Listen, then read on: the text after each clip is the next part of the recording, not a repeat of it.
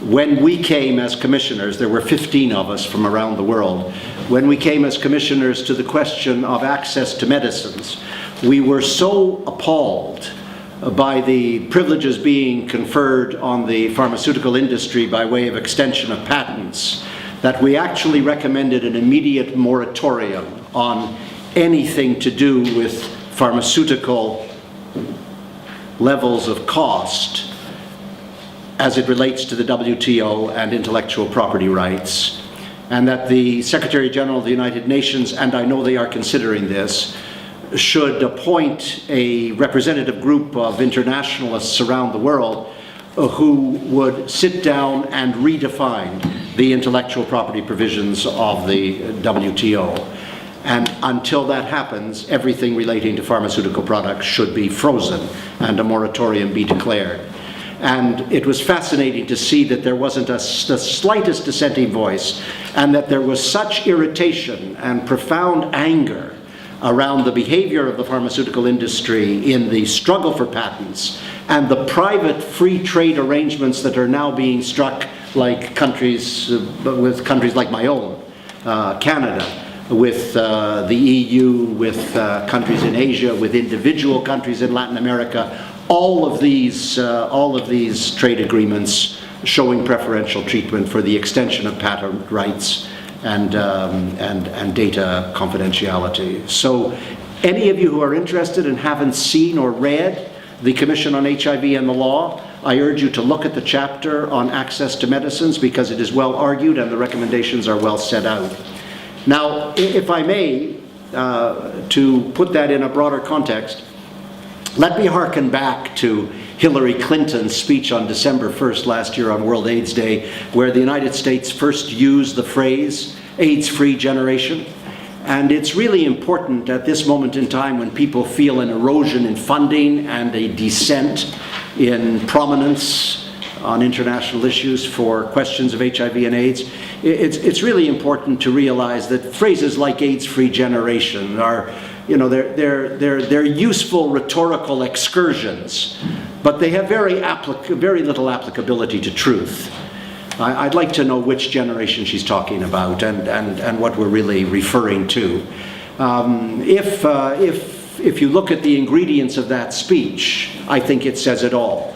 The triumvirate of interventions to which Hillary Clinton was referring was, number one, treatment as prevention. There's no question that the validity of treatment as prevention is well in place. There is no question that when the WHO new guidelines emerge in a couple of months' time or a month or so, they will probably raise the CD4 counts to 500. But they'll certainly give a further impetus to treatment as prevention, and I certainly see it, and I think we share the sense that treatment as prevention is a centerpiece of the response to the pandemic at the moment. But it is worth remembering, of course, that there are 34 million people living with the virus. And we have something like 8 million people in treatment across the world. And we have at least 7 million people who, according to the 15 million target for 2015, are not now in treatment and will be struggling to get to them before many of them die. And the numbers of people who continue to die on the ground on a continent like Africa is both heartbreaking and nightmarish. And the easy and facile injunctions that we're going to reach an AIDS-free generation and everything is moving along swimmingly is simply wrong. It's dead wrong. There is still a tremendous struggle on the ground in the high prevalence countries. And there's something profoundly repugnant about the ease with which we can talk about the end of the pandemic and an AIDS-free generation and the end of AIDS. It's all too premature. The struggle is still intense, and it's intense for the people who are living with the virus, obviously. And the second area she talked about was male circumcision, which is proceeding at a hugely incremental pace. It's a glacial pace across the continent, and only countries like Rwanda are really significantly, and to some extent Kenya and Zambia, but mostly Rwanda, are seriously engaged in male circumcision in numbers that would make an appreciable difference. And it's noteworthy how long it took us to get to male circumcision. even though we had all the evidence in place. We didn't need those extra studies in Kenya, Uganda, and South Africa to persuade us of the value of male circumcision. And there's all kinds of material and evidence to show this. And as a matter of fact, Paula, back in the year 2000, advocated that circumcision should be done with infants on a broad basis, advocated within UNICEF, and UNICEF ran in terror at the thought that it might offend some people. And now, of course, it is accepted as the norm. Circumcision is a valuable intervention, whether it's done shortly after birth or whether it's done with adults. But we're moving very slowly. And the third area that Hillary Clinton invoked was preventing vertical transmission. Preventing the transmission from mother to child during pregnancy and delivery and birth and breastfeeding. And Paula can speak to this far more authoritatively than can I, but the truth around vertical transmission is that it has taken an appalling time for us to invest in the process. As a matter of fact, if you look at some UNAIDS reports, you'll see that they acknowledge that between 2000 and 2005, nothing happened. It came to a dead halt. And it came to a dead halt for those of you who are not intimidated by the power of international agencies, because both UNICEF and UNAIDS failed lamentably to maintain the momentum for those 5 years, a very critical 5 years. It has since begun to accelerate somewhat, but we're very, very long way from this so-called elimination of pediatric AIDS or of children born HIV positive. But what is even more unhappy about what has happened around vertical transmission is until, and this is mostly rhetorical still,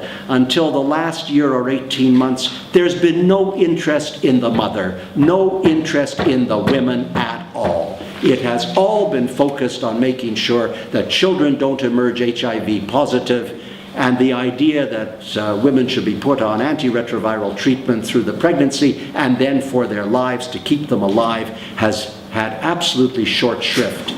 And although over 50% who are eligible may be in treatment, those who are HIV positive and pregnant, it's around 30%. So you can just see the abject indifference to women, and that brings us back to the most appalling delinquency in response to the pandemic, and that is around women. We have continued to respond in the most unenergetic and indifferent way with extraordinary passivity to the vulnerability and dilemma of women facing the pandemic. And if you want a real cause célèbre, if you want to get your teeth into something, then the situation around women is absolutely crucial, whether it's the prevention of vertical transmission or whether it's just the phenomenon of having access to treatment when you have no sexual autonomy. And that, of course, is being given particular emphasis around sexual violence at the moment, and the atmosphere that creates both for the potential transmission of the virus during the raping itself, but then the susceptibility and vulnerability of the women thereafter. And you will note at the G8 meeting, the United Kingdom has indicated, as all of you would know, that they're going to put sexual violence significantly on the agenda, and the relationship with HIV is also terribly, desperately important. But again, we're falling way behind in our response, and most of the money that is going into sexual violence goes into treatment and healing and responses after the rapes have occurred, and the capacity to do prevention is almost non-existent around the world, whether it's in conflict countries, whether it's in politically orchestrated rapes as in Zimbabwe, whether it's marital rape, intimate partner rape, gang rape, wherever it is in any country, the response to rape has been abject. And Paula, whom you will be interested to know, was the person who first suggested the creation of a new international women's agency and then saw it succeed, has put together a very powerful narrative document called Know Your Epidemic of Rape, which is focused exclusively on prevention and a particular approach. So for us in AIDS-Free World, all of these subjects come together. We're tired of the sloganeering of outfits like UNAIDS. I think they've made, we were talking about this morning, a dreadful strategic error. They thought the best way to persuade the donors to give money was to tell them that everything was working. And when you do that, of course, you induce in the donors a kind of somnambulance. Why should we give more? You've told us the end of AIDS is in sight, 0 infections, 0 deaths, 0 this, 0 that. Every time you turn around, there's another public relations slogan. But clearly it has not had the impact on the donors that they anticipated, because we are having great difficulty raising the required funds at precisely the moment when we know how to subdue the pandemic. And that too is heartbreaking.